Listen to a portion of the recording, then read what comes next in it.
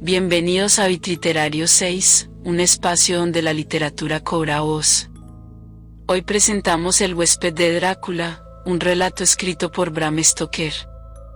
Este texto funciona como un episodio previo a los acontecimientos de Drácula y nos introduce en un territorio marcado por la superstición, la noche Walpurgis y la presencia inquietante del conde.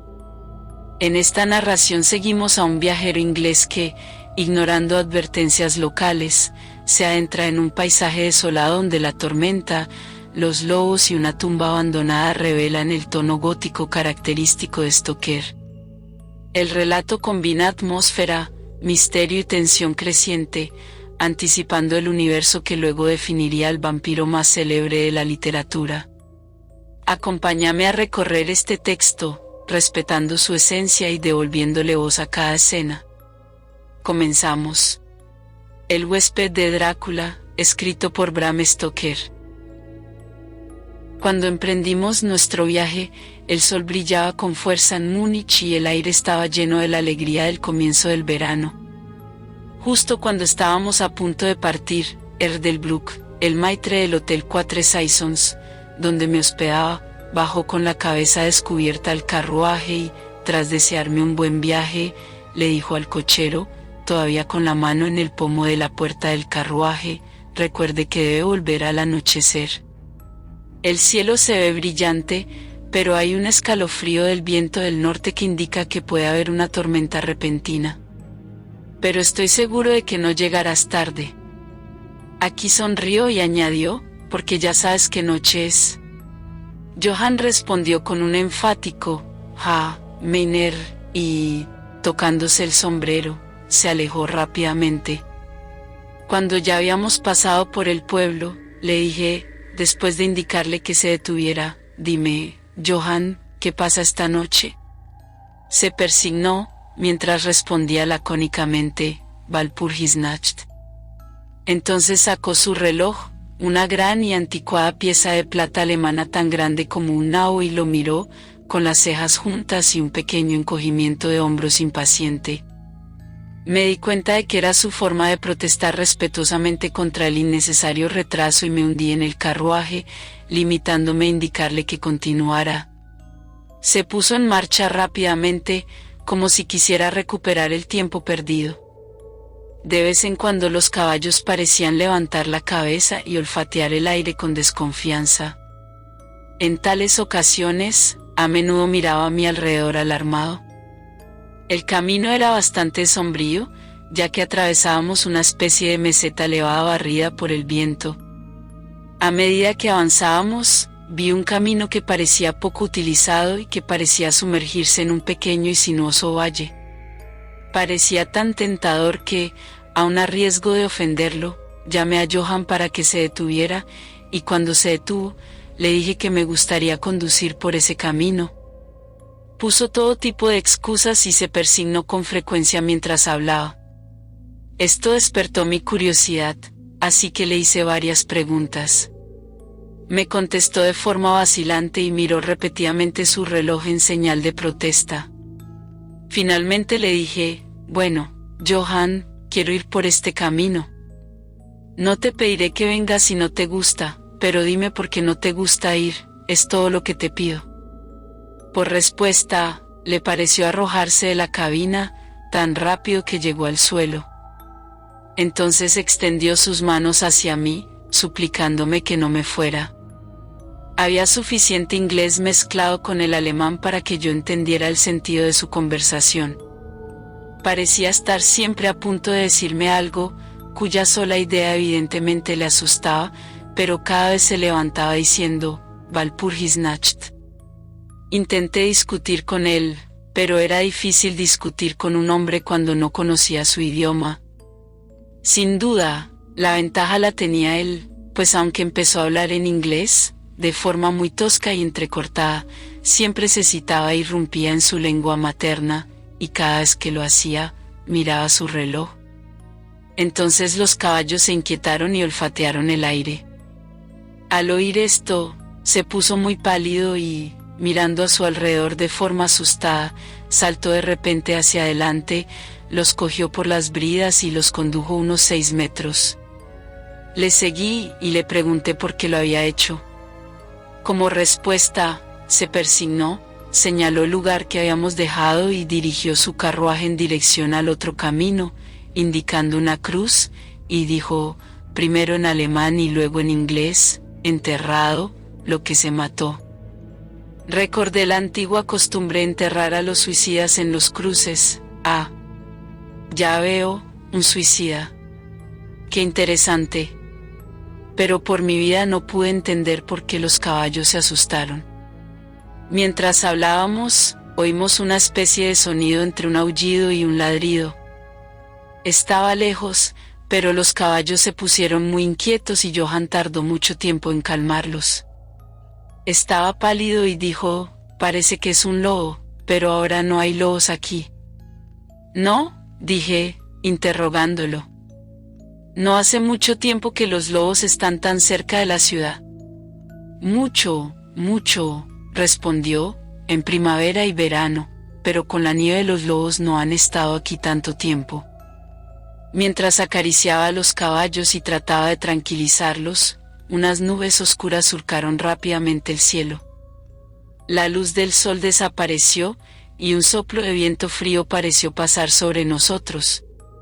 Sin embargo, fue solo un soplo, y más una advertencia que un hecho, pues el sol volvió a salir con fuerza. Johann miró bajo su mano levantada al horizonte y dijo, la tormenta de nieve viene antes de tiempo.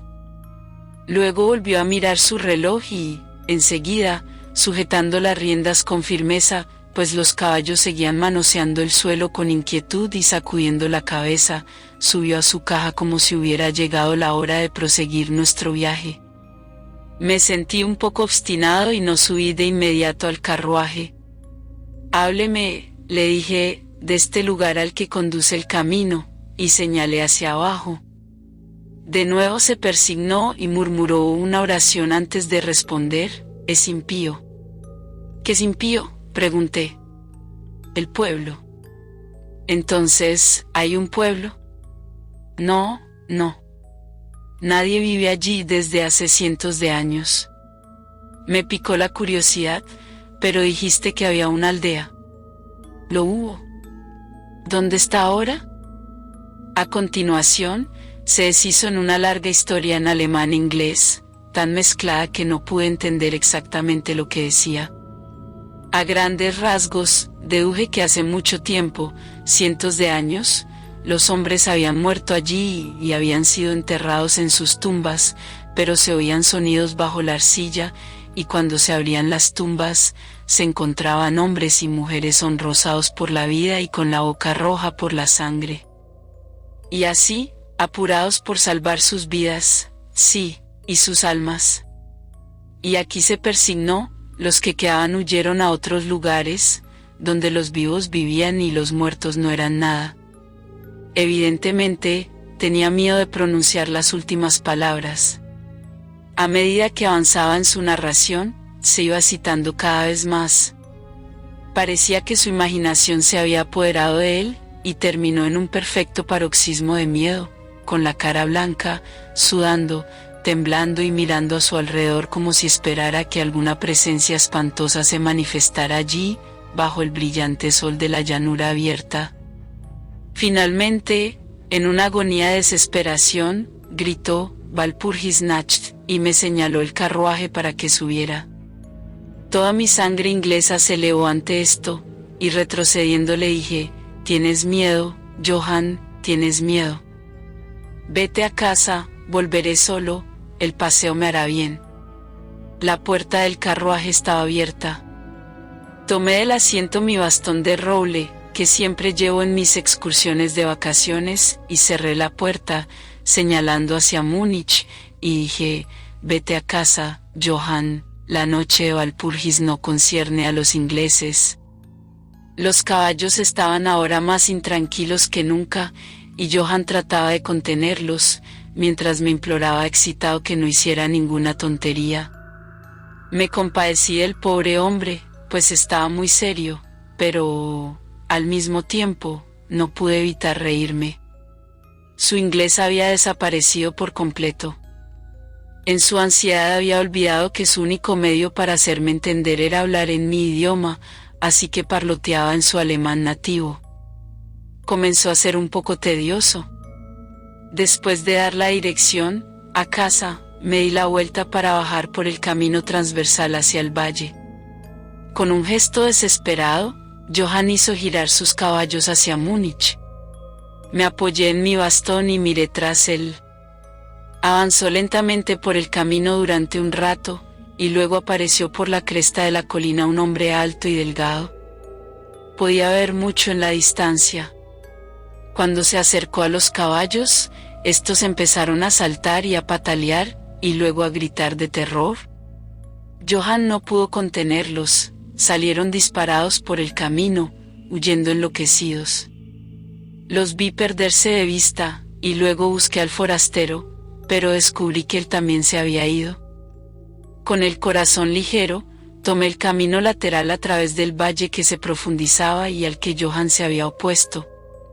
No había la menor razón, que yo pudiera ver, para su objeción, y me atrevo a decir que caminé durante un par de horas sin pensar en el tiempo o la distancia y ciertamente sin ver a una persona o una casa.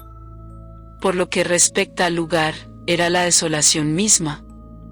Pero no me di cuenta de esto particularmente hasta que, al doblar un recodo del camino, me encontré con una franja de bosque dispersa. Entonces reconocí que me había impresionado inconscientemente la desolación de la región por la que había pasado. Me senté a descansar y me puse a mirar a mi alrededor. Me di cuenta de que hacía mucho más frío que al comienzo de mi caminata. Una especie de suspiro parecía estar a mi alrededor con, de vez en cuando, una especie de rugido apagado en lo alto. Mirando hacia arriba, me di cuenta de que grandes y espesas nubes cruzaban rápidamente el cielo de norte a sur a gran altura. Había señales de que se avecinaba una tormenta en algún estrato elevado del aire. Tenía un poco de frío y, pensando que era el estar quieto después del ejercicio de caminar, reanudé mi camino. El terreno que atravesé era ahora mucho más pintoresco.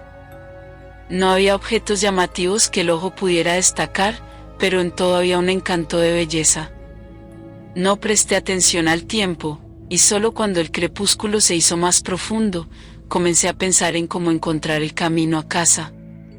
El aire era frío, y la deriva de las nubes en lo alto era más marcada. Las nubes estaban acompañadas por una especie de sonido lejano y apresurado, a través del cual parecía llegar a intervalos ese misterioso grito que el conductor había dicho que provenía de un lobo. Durante un rato dudé. Había dicho que vería la aldea desierta, así que seguí adelante y enseguida me encontré con una amplia extensión de terreno abierto, cerrado por colinas a su alrededor. Sus laderas estaban cubiertas de árboles que se extendían hasta la llanura, salpicando en grupos las laderas más suaves y las hondonadas que aparecían aquí y allá. Seguí con la vista el serpenteo del camino y vi que se curvaba cerca de uno de los más densos de estos macizos y se perdía tras él. Mientras miraba se produjo un escalofrío en el aire y la nieve comenzó a caer. Pensé en los kilómetros y kilómetros de país desolado que había pasado, y entonces me apresuré a buscar el refugio del bosque de enfrente. El cielo se oscurecía cada vez más, y la nieve caía cada vez más rápido, hasta que la tierra ante mí y a mi alrededor era una reluciente alfombra blanca cuyo borde más lejano se perdía en una brumosa vaguedad. El camino no era aquí más que tosco, y cuando se encontraba en la llanura sus límites no estaban tan marcados como cuando pasaba a través de los cortes, y en poco tiempo me di cuenta de que debía de haberme desviado de él, pues echaba de menos bajo mis pies la dura superficie, y mis pies se hundían más en la hierba y el musgo. Entonces el viento se hizo más fuerte y sopló cada vez con más fuerza, hasta que tuve ganas de correr ante él. El aire se volvió gélido y, a pesar del ejercicio, empecé a sufrir. La nieve caía tan densamente y se arremolinaba a mi alrededor en remolinos tan rápidos que apenas podía mantener los ojos abiertos. De vez en cuando, Los cielos se desgarraban por los intensos relámpagos, y en los destellos podía ver delante de mí una gran masa de árboles, principalmente tejos y cipreses, todos fuertemente cubiertos de nieve. Pronto me encontré al abrigo de los árboles, y allí, en un silencio comparativo, pude oír el ruido del viento en lo alto. Enseguida, la negrura de la tormenta se fundió con la oscuridad de la noche. La tormenta parecía estar desapareciendo, y ahora solo llegaban ráfagas o ráfagas feroces. En esos momentos, el extraño sonido del lobo parecía tener el eco de muchos sonidos similares a mi alrededor. De vez en cuando, a través de la negra masa de nubes a la deriva, llegaba un rayo de luz de luna que iluminaba la extensión y me mostraba que estaba al borde de una densa masa de cipreses y tejos. Como la nieve había dejado de caer, salí del refugio y comencé a investigar más de cerca.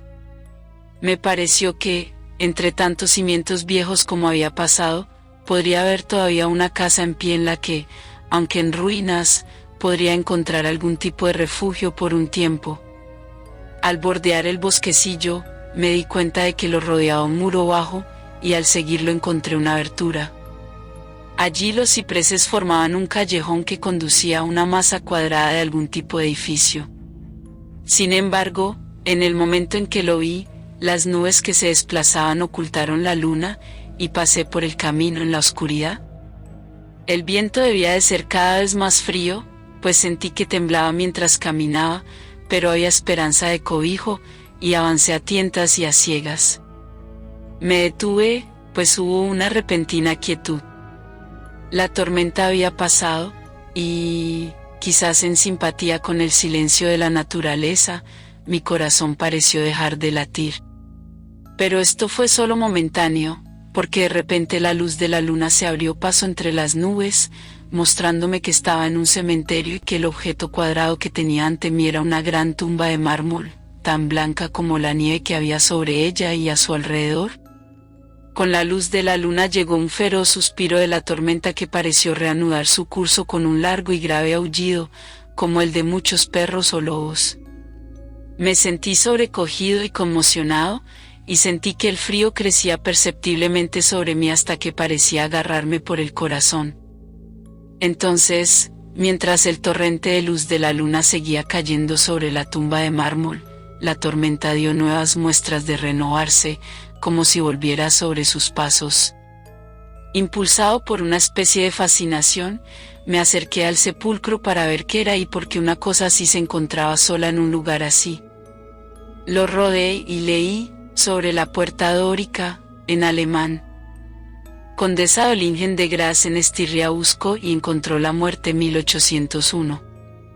En la parte superior de la tumba, aparentemente clavada en el mármol macizo, pues la estructura estaba compuesta por unos vastos bloques de piedra, había una gran pica o estaca de hierro. Al ir a la parte posterior vi, grabado en grandes letras rusas: los muertos viajan rápido. Había algo tan extraño e inquietante en todo aquello que me dio un vuelco y me hizo sentirme bastante desmayado. Comencé a desear, por primera vez, haber seguido el consejo de Johann. En ese momento me asaltó un pensamiento, que llegó en circunstancias casi misteriosas y con una terrible conmoción. Era la noche de Walpurgis. La noche de Walpurgis era cuando, según la creencia de millones de personas, el diablo estaba en el exterior, cuando se abrían las tumbas y los muertos salían y caminaban. Cuando todas las cosas malignas de la tierra, el aire y el agua se reunían. Este mismo lugar el conductor lo había habitado especialmente. Este era el pueblo despoblado de hace siglos. Este era el lugar del suicidio, y este era el lugar en el que me encontraba solo, sin tripulación, temblando de frío en un manto de nieve y con una tormenta salvaje que se cernía de nuevo sobre mí. Me hizo falta toda mi filosofía, toda la religión que me habían enseñado, todo mi valor, para no derrumbarme en un paroxismo de miedo. Y ahora un perfecto tornado estalló sobre mí. El suelo temblaba como si miles de caballos tronaran sobre él, y esta vez la tormenta llevaba en sus alas heladas, no nieve, sino grandes piedras de granizo que caían con tal violencia que podrían haber salido de las correas de los honderos baleares. Piedras de granizo que derribaban hojas y ramas y hacían que el refugio de los cipreses no sirviera más que si sus tallos fueran maíz en pie. Al principio me precipité hacia el árbol más cercano, pero pronto me apresuré a dejarlo y a buscar el único lugar que parecía ofrecer refugio, la profunda puerta dórica de la tumba de mármol. Allí, acurrucado contra la maciza puerta de bronce, obtuve cierta protección contra los golpes del granizo, ya que ahora solo se estrellaban contra mí al rebotar en el suelo y en el lateral del mármol. Cuando me apoyé en la puerta, ésta se movió ligeramente y se abrió hacia adentro. El cobijo de una tumba era bienvenido en aquella despiadada tempestad y estaba a punto de entrar en ella cuando llegó un relámpago bifurcado que iluminó toda la extensión de los cielos. En el instante, como soy un hombre vivo, vi, mientras mis ojos se volvían hacia la oscuridad de la tumba, a una hermosa mujer de mejillas redondeadas y labios rojos, aparentemente dormida en un féretro.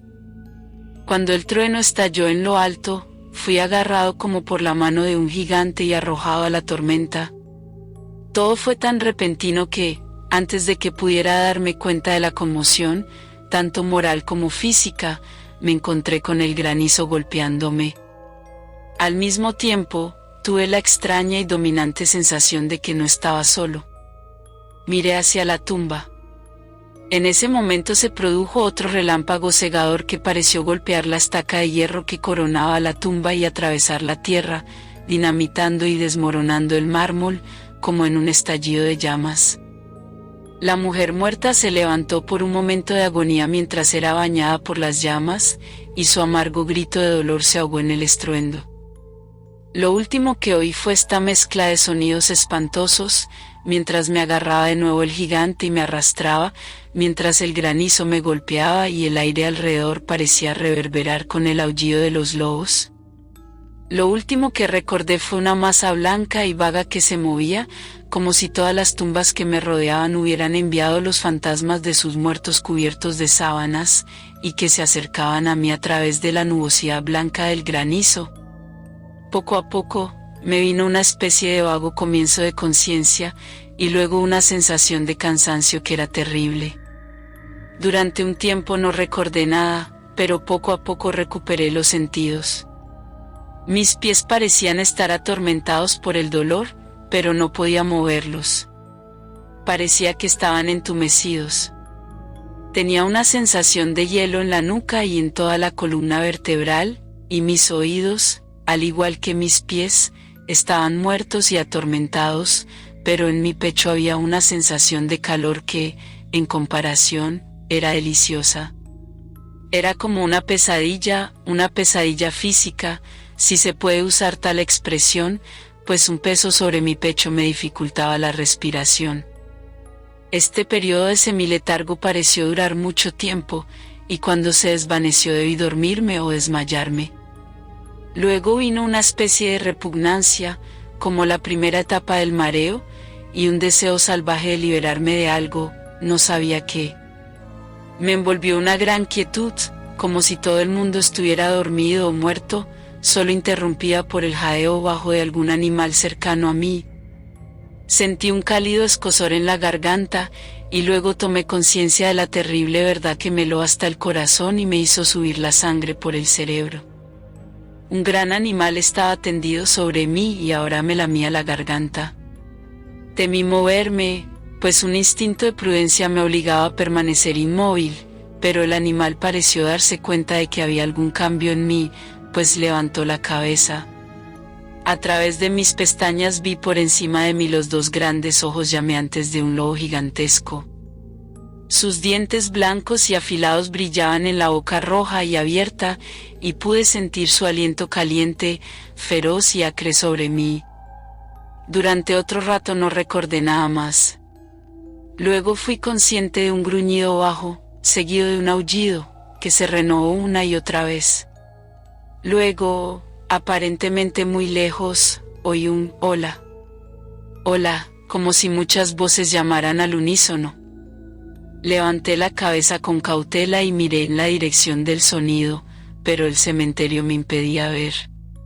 El lobo seguía aullando de una manera extraña, y un resplandor rojo comenzó a moverse alrededor del bosque de cipreses, como si siguiera el sonido. A medida que las voces se acercaban, el lobo aullaba más rápido y más fuerte. Temía hacer algún sonido o movimiento. El resplandor rojo se acercó a la capa blanca que se extendía en la oscuridad a mi alrededor. Entonces, de repente, desde más allá de los árboles, llegó al trote una tropa de jinetes con antorchas. El lobo se levantó de mi pecho y se dirigió al cementerio. Vi a uno de los jinetes, soldados por sus gorras y sus largas capas militares, levantar su carabina y apuntar. Un compañero le golpeó en el brazo y oí como la bala pasaba silbando por encima de mi cabeza. Evidentemente había tomado mi cuerpo por el del lobo. Otro avistó al animal mientras se alejaba, y le siguió un disparo. Entonces, al galope, la tropa avanzó, algunos hacia mí, otros siguiendo al lobo mientras desaparecía entre los cipreses cubiertos de nieve. A medida que se acercaban, intenté moverme, pero no pude hacerlo, aunque podía ver y oír todo lo que ocurría a mi alrededor. 2 o 3 de los soldados saltaron de sus caballos y se arrodillaron a mi lado. Uno de ellos me levantó la cabeza y puso su mano sobre mi corazón. «Buenas noticias, camaradas», gritó. «Su corazón aún late». Entonces me echaron un poco de brandy por la garganta, eso me dio vigor, y pude abrir los ojos completamente y mirar a mi alrededor. Luces y sombras se movían entre los árboles, y oí que los hombres se llamaban unos a otros. Se juntaron, profiriendo exclamaciones de miedo, y las luces parpadearon cuando los demás salieron del cementerio en tropel, como hombres poseídos. Cuando los más lejanos se acercaron a nosotros, los que estaban a mi alrededor les preguntaron ansiosamente, «Bueno, ¿lo habéis encontrado?» La respuesta fue apresurada, «No. No. Vengan rápido, rápido. Este no es lugar para quedarse, y precisamente en esta noche». ¿Qué fue? Fue la pregunta, formulada en todo tipo de claves. La respuesta llegó de forma variada e indefinida, como si los hombres se sintieran movidos por un impulso común de hablar y, sin embargo, estuvieran restringidos por un temor común de dar sus pensamientos. En efecto, farfulló uno, cuyo ingenio se había agotado por el momento. «Un lobo, y sin embargo no es un lobo», dijo otro estremeciéndose. «Es inútil intentarlo sin la bala sagrada», comentó un tercero de manera más ordinaria. «Nos está bien empleado por haber salido en esta noche. Verdaderamente nos hemos ganado los 1000 marcos», fueron las jaculatorias de un cuarto. «Había sangre en el mármol roto», dijo otro después de una pausa, «el rayo nunca llevó eso allí. Y para él, está a salvo. Miren su garganta. Vean, camaradas, el lobo se ha echado sobre él y mantiene su sangre caliente». El oficial miró mi garganta y respondió, «Está bien, la piel no está perforada». ¿Qué significa todo esto? Nunca lo habríamos encontrado de no ser por los aullidos del lobo. ¿Qué fue de él?, preguntó el hombre que sostenía mi cabeza y que parecía el menos asustado del grupo, pues sus manos estaban firmes y sin temblores. En la manga llevaba el escudo de un suboficial. «Se fue a casa», respondió el hombre, cuyo largo rostro estaba pálido y que realmente temblaba de terror mientras miraba a su alrededor con temor. «Hay suficientes tumbas en las que puede yacer. Venid, camaradas, venid rápido. Dejemos este lugar maldito». El oficial me levantó para que me sentara, mientras pronunciaba una palabra de orden, entonces varios hombres me colocaron sobre un caballo. Subió a la silla de montar detrás de mí, me tomó en sus brazos, dio la orden de avanzar y, volviendo la cara hacia los cipreses, nos alejamos en rápido orden militar. Sin embargo, mi lengua se negó a cumplir su función, y me vi obligado a callar. Debí de quedarme dormido, porque lo siguiente que recordé fue encontrarme de pie, sostenido por un soldado a cada lado. Era casi plena luz del día, y hacia el norte un rayo de sol rojo se reflejaba como un camino de sangre sobre la nieve. El oficial decía a los hombres que no dijeran nada de lo que habían visto, excepto que habían encontrado a un forastero inglés, custodiado por un gran perro. ¿Perro? Eso no era un perro, interrumpió el hombre que había mostrado tanto miedo. Creo que reconozco un lobo cuando lo veo. El joven oficial respondió con calma, he dicho un perro. Perro, reiteró el otro irónicamente.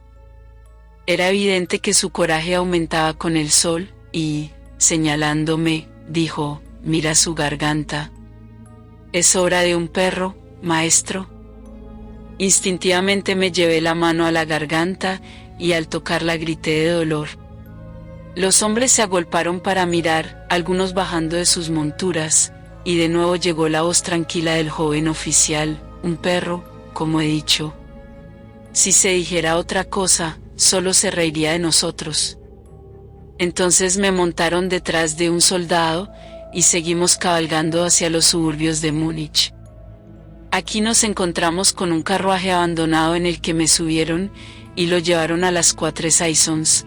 El joven oficial me acompañó, mientras que un soldado lo siguió con su caballo, y los demás se dirigieron a sus cuarteles. Cuando llegamos, Erdelbruck bajó tan rápidamente los escalones para recibirme, que era evidente que había estado observando dentro. Me tomó de ambas manos y me hizo entrar solícitamente.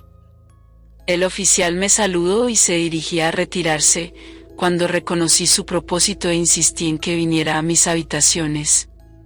Con una copa de vino le agradecí calurosamente a él y a sus valientes compañeros el haberme salvado.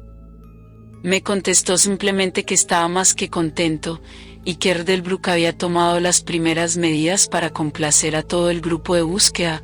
Ante esta ambigua expresión, el maitre del hotel sonrió, mientras el oficial alegaba su deber y se retiraba. «¿Pero Erdelbruck?», pregunté, «¿cómo y por qué me buscaron los soldados?».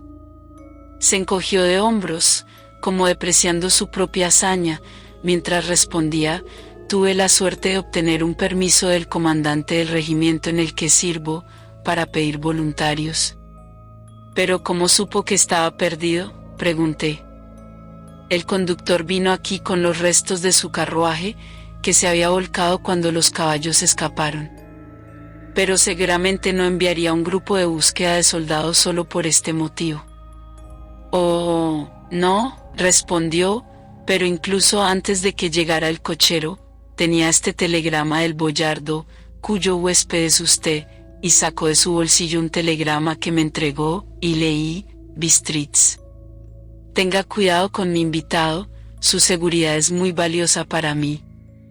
Si le ocurriera algo, o si se perdiera, no escatime esfuerzos para encontrarlo y garantizar su seguridad. Es inglés y por lo tanto aventurero.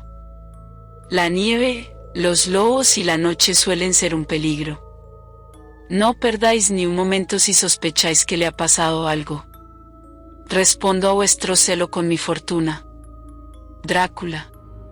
Mientras sostenía el telegrama en la mano, la habitación parecía girar a mi alrededor, y si el atento maitre del hotel no me hubiera atrapado, creo que me habría caído. Había algo tan extraño en todo esto, algo tan extraño e imposible de imaginar, que creció en mí la sensación de ser en cierto modo el deporte de fuerzas opuestas, cuya mera idea vaga parecía en cierto modo paralizarme. Estaba ciertamente bajo alguna forma de protección misteriosa. De un país lejano había llegado, en el momento justo, un mensaje que me sacaba del peligro del sueño de la nieve y de las fauces del lobo. Así concluye El huésped de Drácula, un relato breve pero decisivo dentro del universo creado por Bram Stoker. Aquí, la nieve, los lobos y la superstición no son simples elementos de ambientación, funcionan como antesala del mundo que más tarde dominará el conde. Este episodio, publicado después de la muerte del autor, amplía la sombra de Drácula y nos deja entrever que nada de lo que ocurre es casual, que incluso a la distancia su influencia se hace sentir.